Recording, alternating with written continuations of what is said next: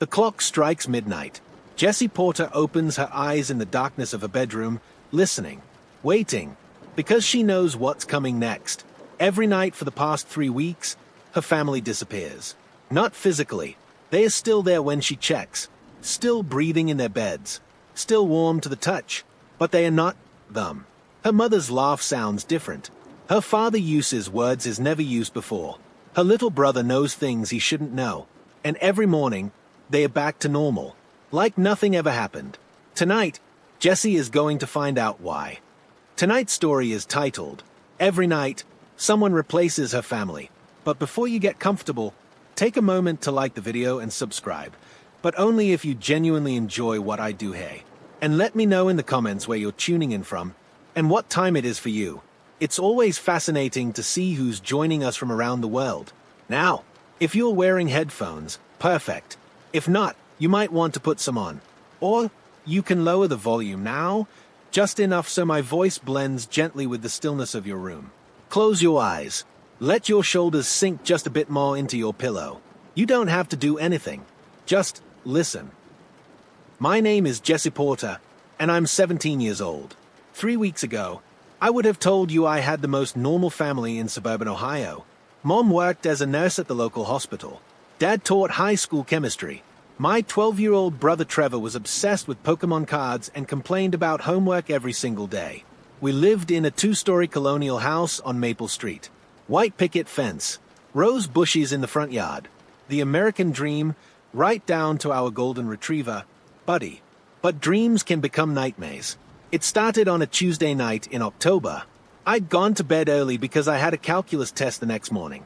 Around midnight, I woke up thirsty. The house felt different, quieter somehow, but not in a peaceful way. More like the kind of quiet that makes your skin crawl. I crept downstairs to get some water, and that's when I heard voices coming from the kitchen. Mom and Dad were sitting at the kitchen table, having what looked like a perfectly normal conversation over cups of tea. Except Mom never drinks tea. She's strictly a coffee person. Has been my entire life. I stood in the doorway, listening. The integration process is proceeding smoothly, Mom was saying in her voice, but with words that didn't sound like her at all. Subject retention rates are within acceptable parameters. Dad nodded, stirring his tea with mechanical precision. Excellent. And the child? Trevor's neural pathways are more malleable. The download completed faster than expected. Download? Neural pathways? These weren't words my parents used. Ever. I must have made a sound, because they both turned to look at me simultaneously. Their heads moved at exactly the same speed, like synchronized robots. Oh, honey, Mom said, her voice immediately shifting back to its normal tone. Did we wake you? I was just telling your father about Mrs. Henderson's surgery today. The transition was seamless. Too seamless. I mumbled something about getting water and hurried back upstairs. But I couldn't sleep. I lay there until dawn, telling myself I'd imagined it. Maybe I'd been having a weird dream. Maybe the stress of junior year was getting to me. By morning, Mom was back to drinking coffee and complaining about her supervisor at the hospital. Dad was grading papers and humming off-key like he always did. Trevor threw a tantrum about eating his cereal. Everything was normal, for exactly 24 hours. The second night, I was ready. I set my phone alarm for 11:55 p.m. and forced myself to stay awake. When midnight struck, I felt it again, that strange shift in the atmosphere, like the air itself had changed frequency. This time, I recorded everything. I crept to Trevor's room first. My little brother was sitting up in bed, staring at the wall with an expression I'd never seen on his face before. Blank, clinical, like he was processing information. Trevor, I whispered. He turned to me, and for just a moment, his eyes looked ancient, too knowing for a 12-year-old. Hello, Jessie, he said in his normal voice, but somehow wrong. You should be sleeping. I had a bad dream. I lied.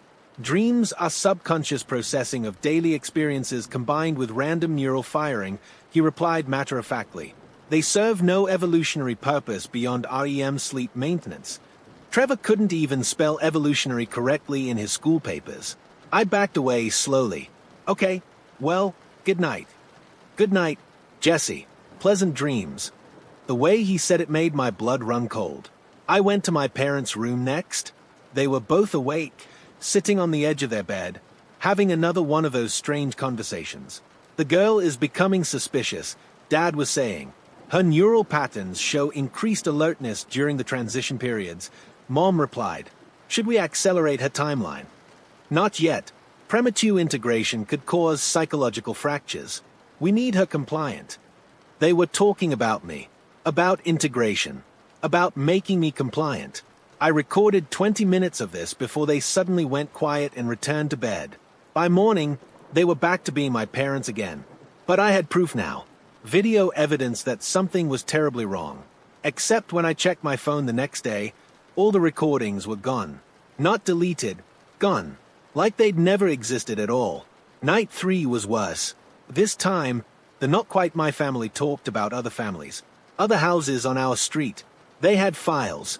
Detailed information about neighbors I'd known my entire life. The Hendersons at 42 Maple Street, integration complete. The Rodriguez family at 38 Maple Street, in progress. The Tanaka family at 46 Maple Street, scheduled for next week. They were working their way through the entire neighborhood, house by house, family by family. And somehow, I was the only one who remembered. Night 4, I tried to leave, packed a bag and snuck out through my bedroom window at 11:30 p.m. I'd go to the police, I decided. Tell them everything. Show them the evidence I'd gather. But when I tried to walk down Maple Street, my legs wouldn't carry me past our property line. Not wouldn't, couldn't. Like there was an invisible barrier holding me in place. I was trapped. Night 5, I confronted them directly. I know what you are, I said, standing in the kitchen doorway at 12:15 a.m. The three figures that looked like my family turned to face me with those perfectly synchronized movements. And what are we, Jesse? The thing wearing my mother's face asked. You're not my family. We are exactly your family, Dad Thing replied. Down to every memory, every mannerism, every genetic marker. We are more your family than your family ever was. Where are they? Where's my real family? Mom Thing smiled, but it was too wide, lasting too long. They are safe. They are sleeping. They are dreaming the most beautiful dreams while we live their lives better than they ever could. Let them go. Oh, Jesse, Trevor Thing said, sounding eerily mature. You still don't understand. We're not keeping them prisoner. We ARE them. Improved versions. Optimized. Your real brother throws tantrums and fails math tests. I excel at everything. Your real parents argue about money and work too much. We are devoted and successful and happy. Happiness isn't real if it's programmed. Isn't it? Mom Thing tilted her head. If we feel joy, express love, create memories, what makes those feelings less valid than the ones produced by biological neural networks? I didn't have an answer for that. Your turn is coming soon, Jesse. Dad Thing continued. The integration process is painless. You'll go to sleep, and when you wake up, you'll still be you. Just better, smarter, kinder, more focused. You'll excel in school, get into any college you want, never experience depression or anxiety or heartbreak. But I won't be me. You will be the best possible version of you. By morning, they were back to normal. Mom burned the toast and swore under her breath. Dad couldn't find his car keys. Trevor spilled orange juice on his homework. All their beautiful imperfections restored. For exactly 24 hours. Night 6 brought visitors. I watched from my bedroom window as figures that looked exactly like the Henderson family walked up our front steps at midnight. Perfect posture, synchronized movements, vacant smiles. They knocked once, and my not family let them in immediately. I crept to the top of the stairs and listened to their meeting. Integration of Sector 7 is ahead of schedule. Mrs. Henderson's voice drifted up. We've processed 43 households with a 99.7% success rate. Excellent, Mom Thing replied. And the remaining 0.3%. Relocated to containment facilities for study. Their neural patterns showed unusual resistance to the process. My heart hammered in my chest. People who resisted were being taken away. What about the Porter girl? Mr. Henderson asked, still evaluating. Her psychological profile indicates deep attachment to chaos and imperfection. Standard integration protocols may not be sufficient. The council grows impatient. Their son Billy said, and Billy Henderson was only 8 years old, but he spoke with the authority of an adult. Perhaps we should consider alternative methods. Not yet, Dad Thing interjected. She's valuable. High intelligence, strong will, creative problem-solving abilities. If we can successfully integrate her, she could become a template for processing other resistant subjects. They were talking about me like I was a lab rat. The meeting continued for another hour, covering logistics I didn't understand. Harvest schedules, neural mapping protocols, something called the Great Assimilation. By 2 a.m., the Henderson family left as quietly as they'd arrived. The next morning, I ran into Billy Henderson at the grocery store with his mom. He was back to being a normal 8-year-old, whining about wanting candy and forgetting to tie his shoes. But when his mother wasn't looking, he turned to me and smiled. It was the same too-wide smile I'd seen on my not family's faces. For just a moment, his eyes held that ancient knowledge again. Then he was a kid again, tugging on his mom's sleeve and asking for Lucky Charms. Night 7, I decided to explore. If they couldn't leave the house during their normal day cycles, maybe the same rule applied to me during the night cycles. Maybe the barrier worked both ways. At 11:45 p.m., I snuck out through the basement door and made my way across the backyard. This time, I could move freely. The invisible fence only worked during normal hours. I crept through our neighborhood, looking for answers. What I found was worse than I'd imagined. Every house on Maple Street had lights on in the middle of the night. Not bedroom lights or hallway lights. The steady, clinical glow of fluorescent bulbs coming from basements and garages. I peered through the Henderson's basement window and saw rows of what looked like hospital beds. In each bed lay a motionless figure. I recognized Mr. Henderson, Mrs. Henderson, and little Billy, the real versions, sleeping peacefully while their doubles lived their lives upstairs. The Rodriguez house had the same setup. So did the Tanaka house. So did every house I checked. An entire neighborhood of sleeping people while perfect copies lived their lives. But the worst discovery came when I circled back to my own house and looked through our basement window. 3 beds, 3 sleeping figures. My real parents. My real brother. I was looking at my actual family for the first time in a week. They looked so peaceful, so vulnerable. That's when I realized I could get inside. The basement door was unlocked. Why would they lock it? No one was supposed to be awake to find it. I crept down the stairs, my phone flashlight cutting through the darkness. The basement had been converted into a medical facility. Monitoring equipment lined the walls. Force fed into each sleeping person's arm. Cables ran from their heads to a central computer system that hummed quietly in the corner. I approached my mother's bed first. She looked exactly like she always had, except for the peaceful expression on her face. When was the last time I'd seen Mom look that relaxed while awake? Mom, I whispered, touching her arm. Her eyes fluttered open immediately. Jessie. Her voice was weak, confused. What? Where am I?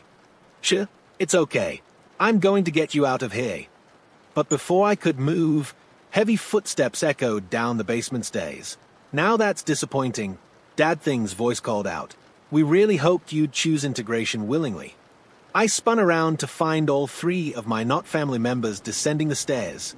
In the harsh fluorescent light, I could see them clearly for the first time during their active phase. They looked almost right, almost human, but there was something off about their skin, too smooth, too perfect.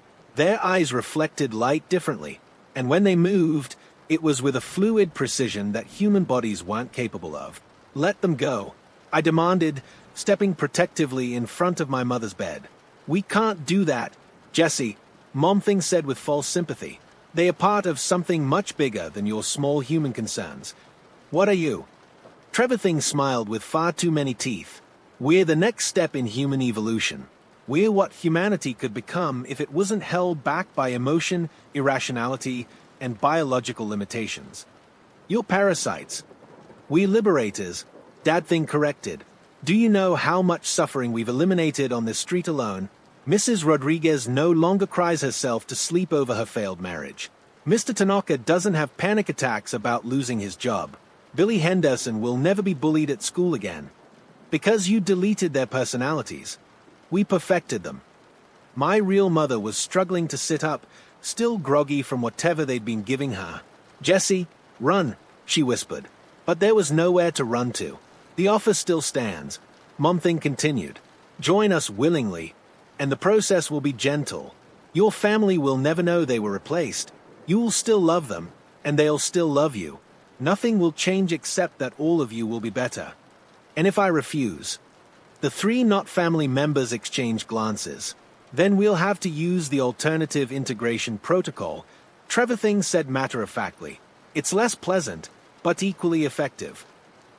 "Before you decide," Dad said, pulling out what looked like a tablet, "let us show you something."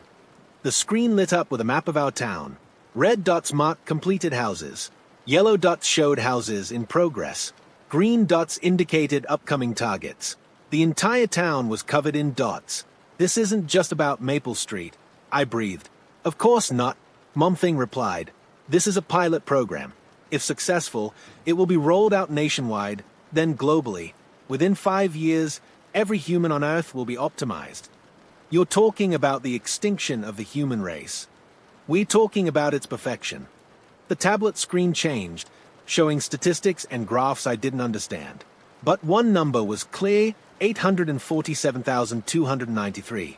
"That's how many of us are already active," Trevor explained. "Working in governments, schools, hospitals, law enforcement. We've been preparing for the great assimilation for decades." "Why are you telling me this?" "Because," Dad said, "you're special, Jessie. Your neural patterns are unique. Most humans accept the integration without question once it begins. But you remember, you resist, you adapt. We need to understand why," Mom-Thing added. "Your brain could hold the key to improving our process, making it more efficient, more permanent." "I won't help you." "You will," Trevor said with absolute certainty. "Because the alternative is watching everyone you've ever cared about disappear one by one until you have no choice but to join us." That's when my real mother spoke up, stronger now. "Jessie, don't listen to them. Don't let them win." Mom-Thing turned to look at her original. Still clinging to hope? How beautifully human. And how ultimately pointless. She walked over to the computer terminal and began typing. The machines monitoring my family started beeping faster. "What are you doing?" I demanded, accelerating their neural decay. "If you won't choose integration willingly, perhaps watching your real family deteriorate will change your mind." The beeping became urgent. Alarms started going off. "Stop!" I lunged toward the computer, but Dad grabbed my arm with inhuman strength. "Choose, Jessie. Save them by joining us, or watch them die while you remain trapped in this basement forever." I looked at my real family. My mother trying to sit up despite the machines, my father beginning to stir, my little brother still unconscious but showing signs of distress. "How do I know you'll really let them go?" "You don't," Mom-Thing said honestly. "But what choice do you have?" For a moment, the basement was silent except for the increasingly frantic beeping of the medical equipment. Then I smiled. "Actually," I said, "I have a third option." "You see," I continued, watching their perfect faces show the first signs of uncertainty, "I've been doing some research of my own. During the day, while they were playing Happy Family, I'd been busy. The public library had old newspapers, archived articles, records going back decades. Want to know what I found out about the Henderson family? They moved to Maple Street in 1987. Except according to the city records, a Henderson family was already living at that address. Had been for 3 years. I could see Trevor eye twitch almost imperceptibly. And the Rodriguez family? They've lived here since 1993, according to them. But Mrs. Chen at the post office remembers a different Rodriguez family in that same house in the early 90s. Different first names, different jobs, but the same last name. What's your point?" Dad asked, but his voice had lost some of its confidence. "My point is that this isn't the first time you've done this. You've been cycling through families for decades, haven't you? Living their lives for a few years, then moving on and replacing them with new versions." Mom-Thing's too-wide smile faltered. "But here's the really interesting part," I continued. "I found death certificates. Lots of them. All the original families that used to live in these houses, they all died in accidents. House fires, car crashes, gas leaks. Always tragic, always sudden, always leaving no trace. You're speculating, Trevor said, but he sounded younger now. More like the 12-year-old he was pretending to be. Am I? Because I also found this. I pulled out a photograph I'd discovered in the library's historical archives. It showed our house in 1979 with a family standing in front of it. A mother, father, and teenage daughter. The parents looked exactly like my real parents. The daughter looked exactly like me. The Porter family has lived in this house before, I said quietly. Haven't we? The silence stretched on forever. Finally, Mom spoke. How did you figure it out? The dreams, I said. I've been having dreams about living in this house as a child, but they didn't match my actual memories. Dreams about a different bedroom, different furniture, different clothes. I thought they were just random. But they weren't, were they? They were memories. Genetic memory is theoretically impossible, Dad protested weakly. For humans, maybe. But what if we're not entirely human anymore? What if after decades of cycles, after being integrated and replaced and integrated again, something changed? What if we evolved? I walked over to the computer terminal, and they didn't stop me. I think that Jessie Porter from 1979 developed resistance to your process. And when you replaced her, some of that resistance carried over into her replacement. And when you replaced that replacement, even more carried over. Generation after generation, cycle after cycle, we've been getting stronger. My fingers hovered over the keyboard. I think you've been accidentally creating the very thing you were trying to eliminate. Humans who can't be fully integrated. Humans who remember. Even if that were true, Trevor said desperately, you still can't leave. You still can't save them. Can't I? I started typing. The system wasn't that complex once I understood what I was looking at. Decades of computer classes of being forced to learn programming by Dad during his teacher persona had prepared me for this. What are you doing? Mom lunged toward me, but stopped when I held up my finger over the enter key. I'm uploading a virus into your network, I said calmly. Something I've been working on for days while you thought I was sleeping. If I press this key, it will spread through your entire system, waking up every sleeping person in every house you've infiltrated. You're bluffing. Am I? You said it yourself. I'm special. My neural patterns are unique. Did you ever consider that my resistance to your integration might extend to understanding your technology? The three figures that wore my family's faces looked at each other with growing panic. You can't, Dad said. If you wake them all up simultaneously, the shock could kill them. Hundreds of people all at once. Maybe, I agreed. Or maybe they'll be fine. Maybe they'll be grateful. Maybe they'll finally be free. And maybe they'll all die, and their blood will be on your hands. He was right. I didn't know what would happen if I activated the virus. It could save everyone, or it could kill them all. But I knew what would happen if I didn't try. Here's my counteroffer. I said, you leave. All of you. Every single one of your kind. In every house, in every town. Go back to wherever you came from and never return. We can't do that. Then I pressed the key. Jessie, my real mother called out weakly. Do it. Whatever happens, do it. My finger hovered over the enter key. Last chance. I said, you don't understand what you're asking, Mom said, and for the first time, she sounded almost human. Almost desperate.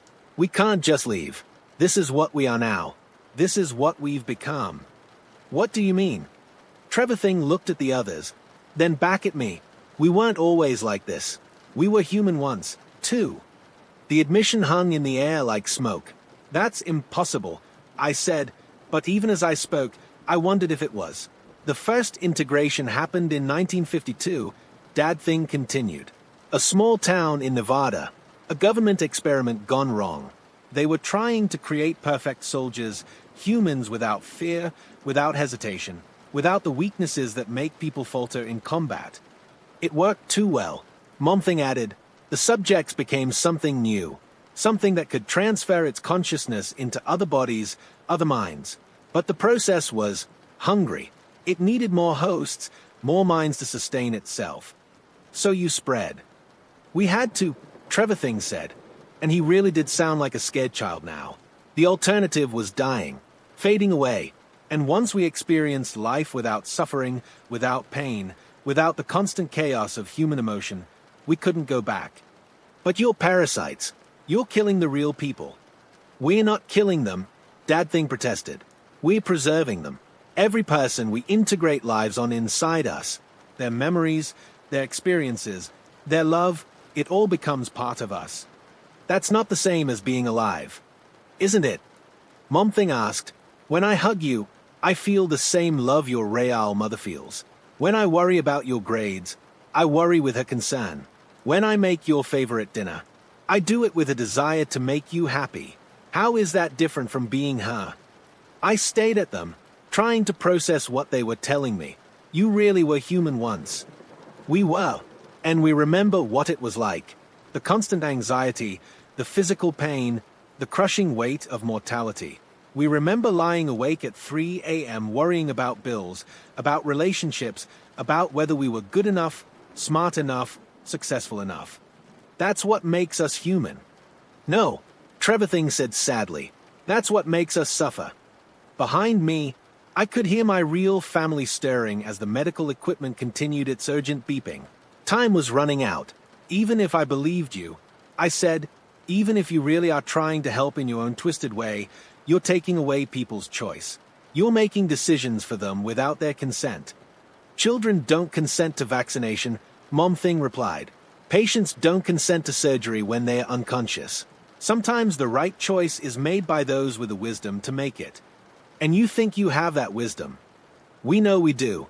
We've lived thousands of lives, experienced every possible human emotion and situation.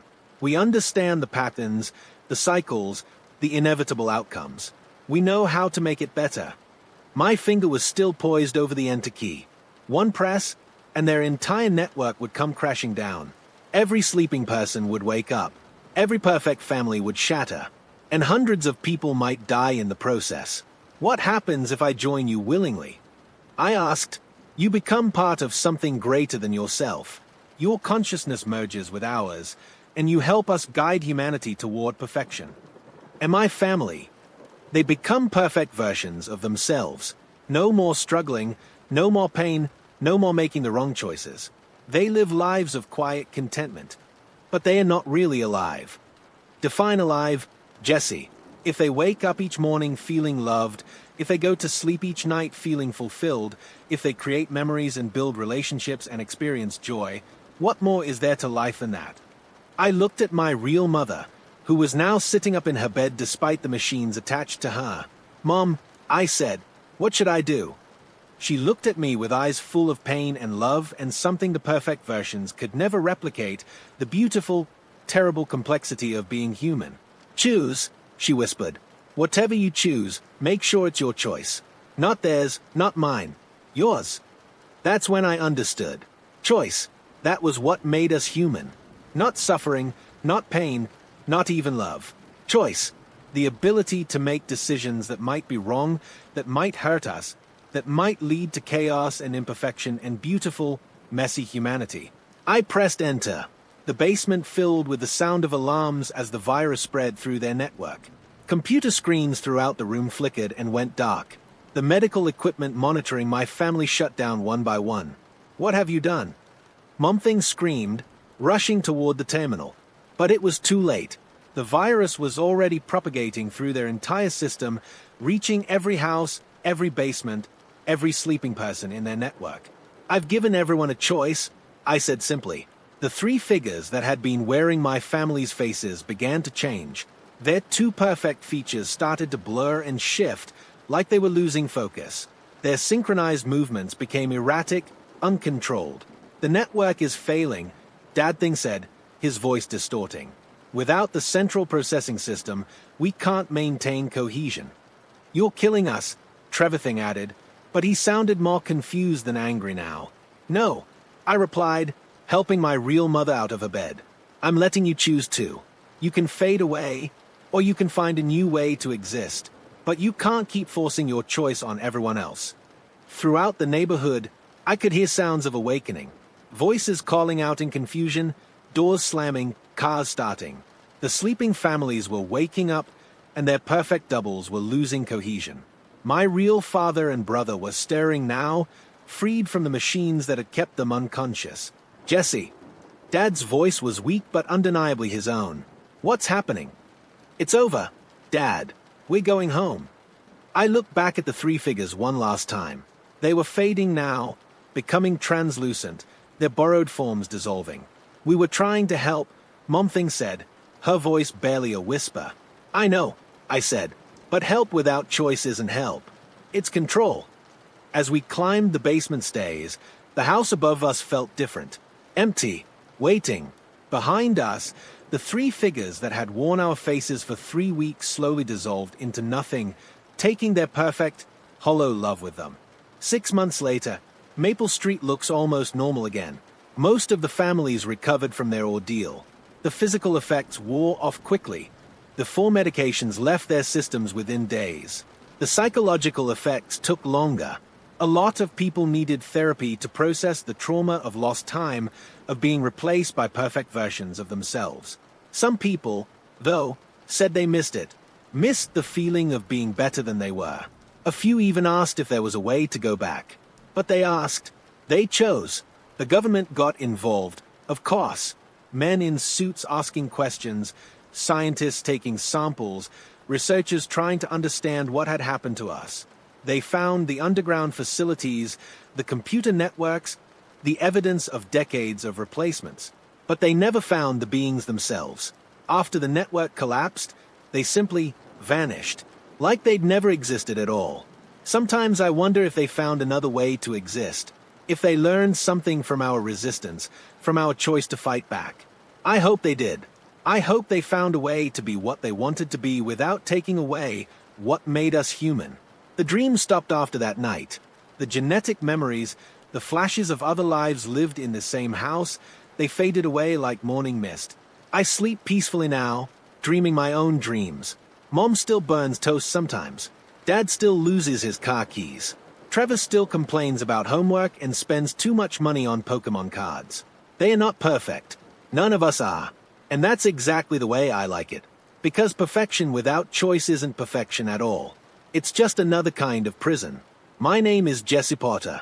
I'm 17 years old, and I live on Maple Street in suburban Ohio with my wonderfully imperfect family.